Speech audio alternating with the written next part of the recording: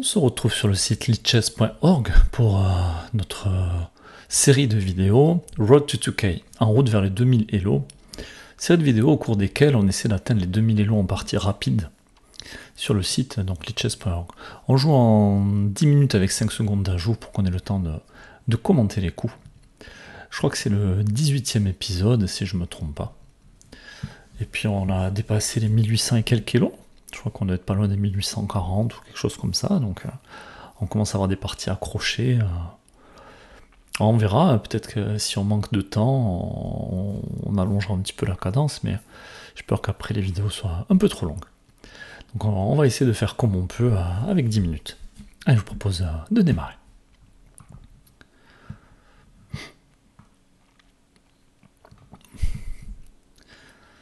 Alors, bon, comme souvent, Lichess n'est pas le site le plus rapide pour appareiller quelqu'un. On se retrouve avec les pièces noires, on a 1862 Elo. Je propose sur E4 de jouer D5.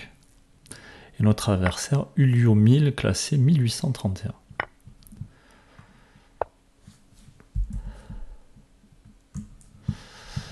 La dame est attaquée, on va la déplacer. Et on la met loin du cavalier. Et je fais une case pour qu'elle puisse se replier par là.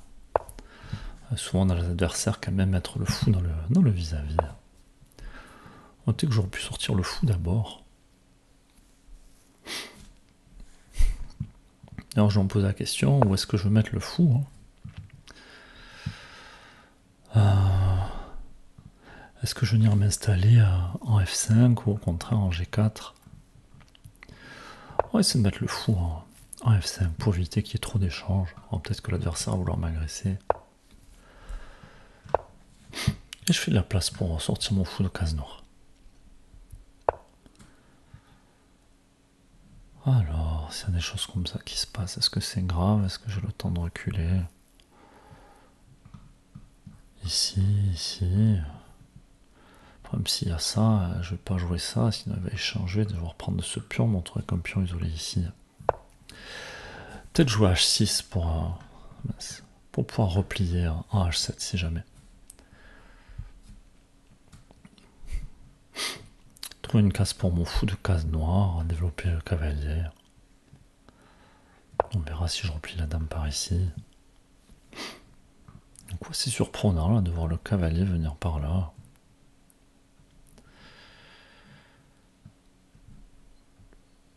Allez, on va venir mettre un peu la pression sur ce cavalier, peut-être doubler avec le fou.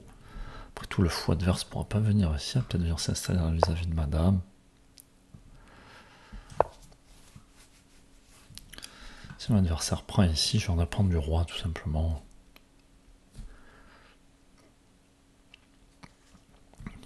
Il peut y avoir des idées comme celle-là, mais bon, j'ai mon cavalier qui contrôle la case. Mais la dame qui peut revenir.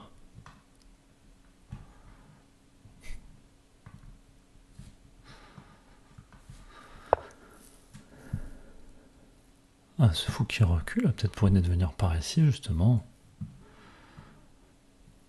Je m'en prends à ce cavalier.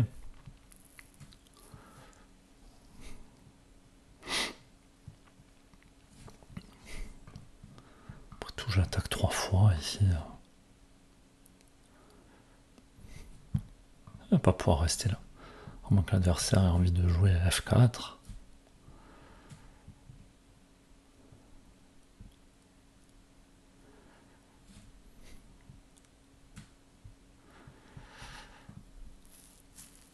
Faut que je me décide aussi si je joue grand roc ou petit roc. Attention, si je joue grand roc, je vais prendre une fourchette. Parce que je sais pas madame qui couvre à cause de mon cavalier qui obstrue.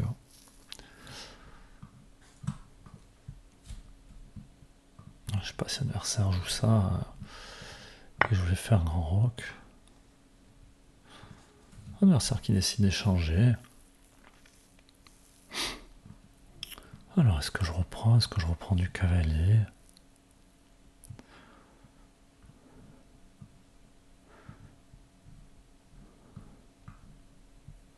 Je crois que je vais reprendre de la dame. Le cavalier adverse qui est venu. Adversaire qui perd du temps là. assez surpris de cet échange-là. L'adversaire qui prend, je vais continuer, je reprends. Ah, c'est quand même des coups forcés. Alors ce cavalier peut venir par ici éventuellement. Est-ce que je peux venir m'en prendre à ce pion? Je crois que c'est ce que je vais faire. Du coup, je vais pas roquer de suite. Parce que comme le cavalier est là, ce pion ne peut pas avancer. Si jamais il vient par là, c'est pas possible. Quoi il va faire pour défendre ce pion? Il va peut-être le pousser. Mais bon, je pourrais manger. Ah, cette case qui est contrôlée est plus que contrôlée.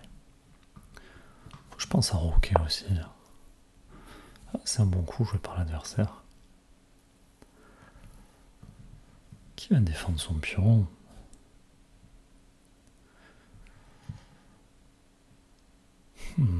Et qui va pouvoir jouer ici au prochain coup?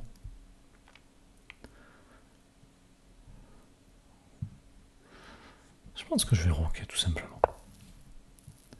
Ensuite, j'essaierai de replacer ma dame. Peut-être venir mettre la pression sur ce pion. J'aurais peut-être dû le faire de suite. Pour pas qu'il joue ça.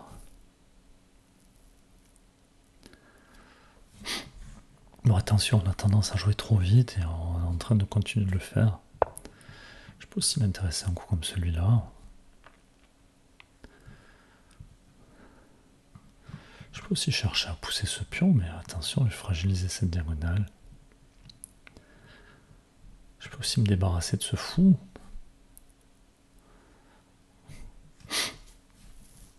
Protégé par mon cavalier, mais en même temps, ce fou, il a pris la case naturelle du cavalier. Moi, mon fou est assez dominant quand même, et lui, il sert à rien.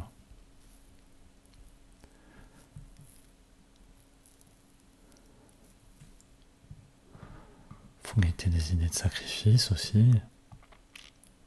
Pas sûr que ça serve à grand chose pour le moment. Je peux aussi essayer de doubler les tours. Plus ça protégera mon pion.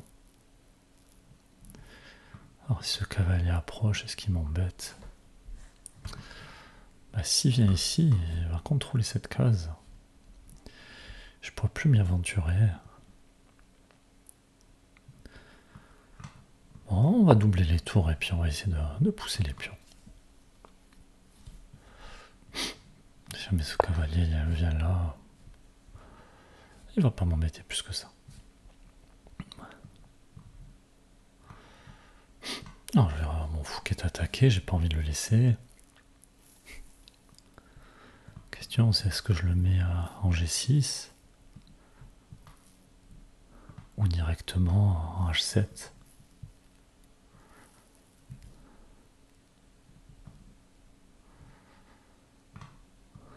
Dessus, l'adversaire a peut-être pour idée de pousser.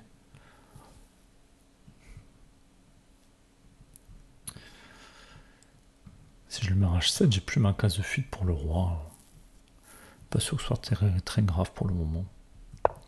Bon, je vais mettre en G6 et puis si l'adversaire avance, il va s'ouvrir un peu le roi et je pourrais toujours reculer par la suite. Allez, on vient de tripler par là. Si je vais venir décaler la dame, pousser le pion.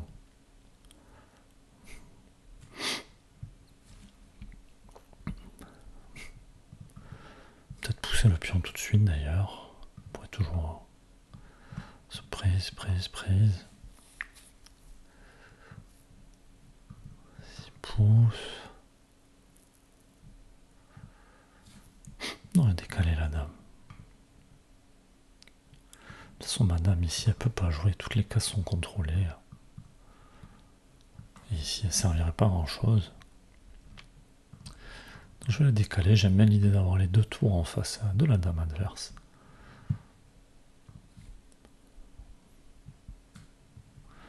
Ce cavalier qui peut pas aller à beaucoup d'endroits.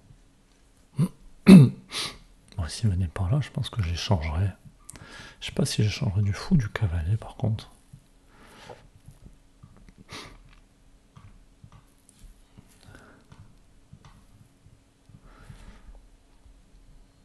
Peut-être reculer madame pour justement éviter d'être pris en fourchette comme ça et de m'obliger aux échanges. Oh, il y a un coup qui sert pas à grand chose. Peut-être l'adversaire a pour idée de mettre une tour en face de madame aussi.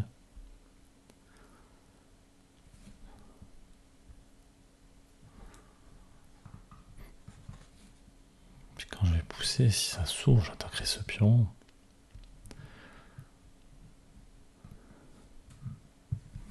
Attention à pas jouer trop vite là, je trouve que déjà on joue alors, beaucoup trop vite. Je crois que je vais devoir échanger, mais la question c'est est-ce que j'échange avec... Est-ce que je prends du fou? Est-ce que je prends du cavalier?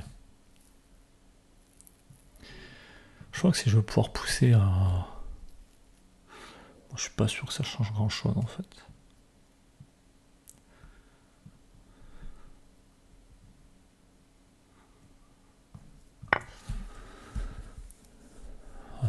À la paire de fous, j'aurais peut-être agi différemment. Quoique, il y a beaucoup de pions sur l'échiquier.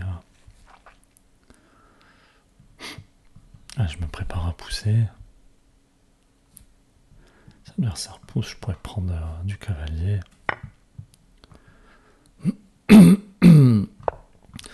Allez, si je contrôle. Menace de pousser par là. Si l'adversaire échange, il y a la dame derrière. S'il pousse, je vais prendre du cavalier, j'attaquerai ce pion. Peut-être ensuite je mettrai mon pion sur case noire.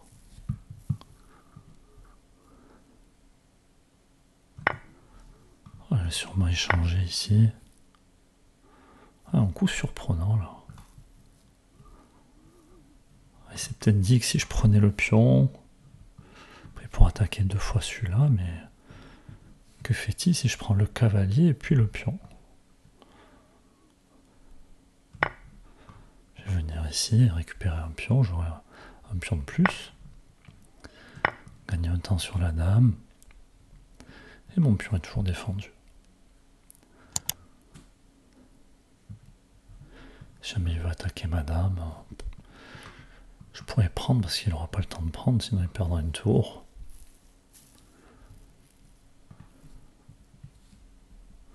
Puis je vais essayer de rentrer sur la deuxième rangée.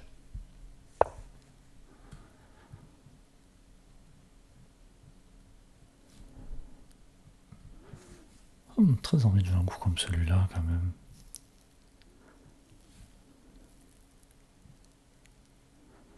Je peux aussi temporiser un peu.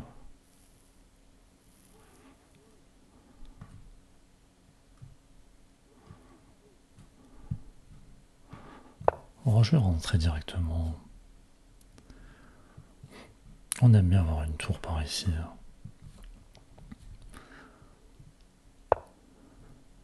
Allez, madame est attaquée.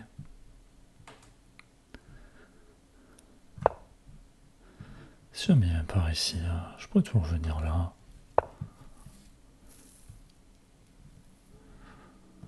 Alors, est-ce que je peux pas attaquer la dame? Prendre des pièces en fourchette.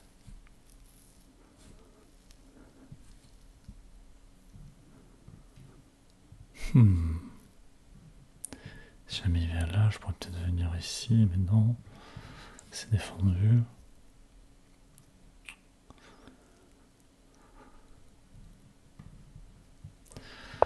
Bon, j'ai un pion de plus, je vais peut-être pouvoir échanger une paire de tours.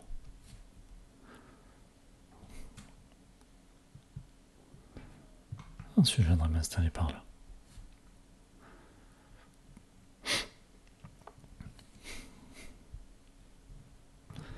Je m'attends un coup comme celui-là.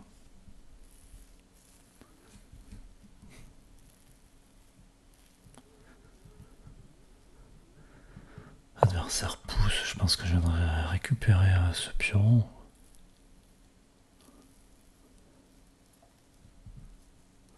Parce que je ne dois pas prendre de la tour. Attention à l'adversaire qui contrôle cette diagonale.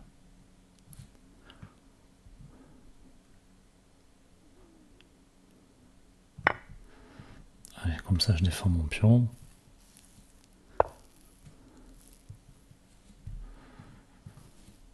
tour est défendue.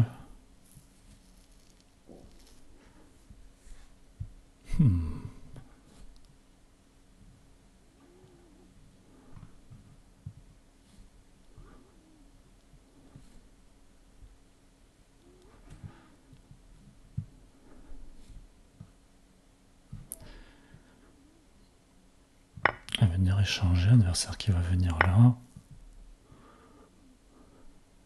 Peut-être qu'adversaire pensait qu'il va me mettre du couloir, mais la case est contrôlée. Et je menace de venir ici.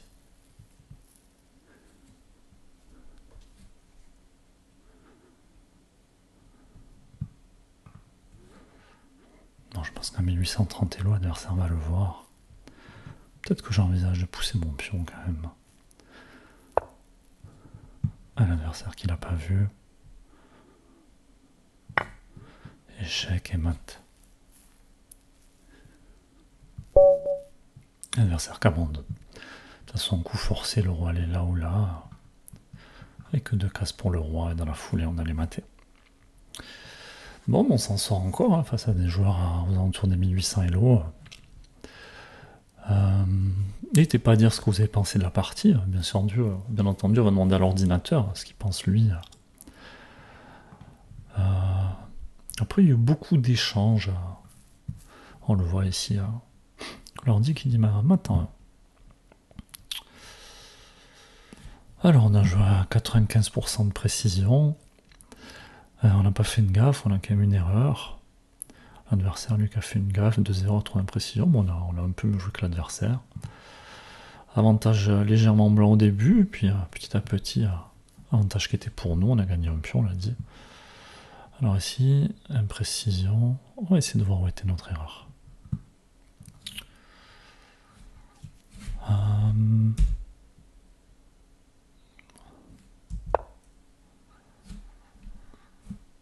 Ok, l'ordi ici qui préférait faire un grand roc.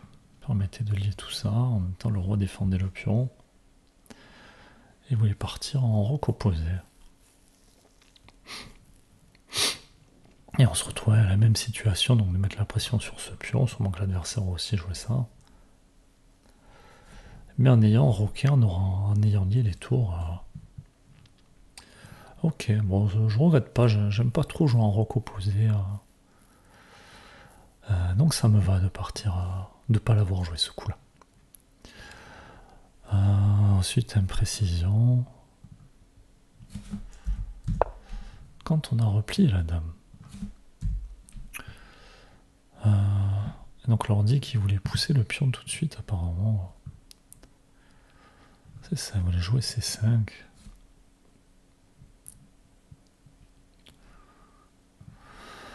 On a hésité, mais on n'avait pas forcément envie d'échanger les dames.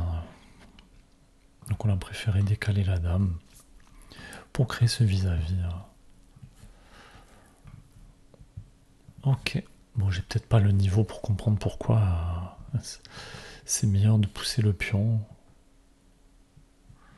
Peut-être qu'après prise, on attaquait le pion, la dame. Mais bon, ça enlevait un défenseur à ce pion-là. Je sais pas trop. En tout cas, plutôt satisfait de ma partie, pour ma part. Peu importe ce que dit l'ordinateur finalement. Voilà pour cette 18e vidéo dans ce Road to 2K. N'hésitez pas à laisser des commentaires sur ce que vous avez pensé du niveau de jeu, que ce soit l'adversaire, du mien. Est-ce que vous aurez joué les mêmes coups ou pas? Est-ce que vous avez vu des choses qu'on a ratées? En tout cas, voilà, n'hésitez pas à laisser des commentaires, ça fait toujours plaisir de les lire. Et puis on se retrouve prochainement. À bientôt.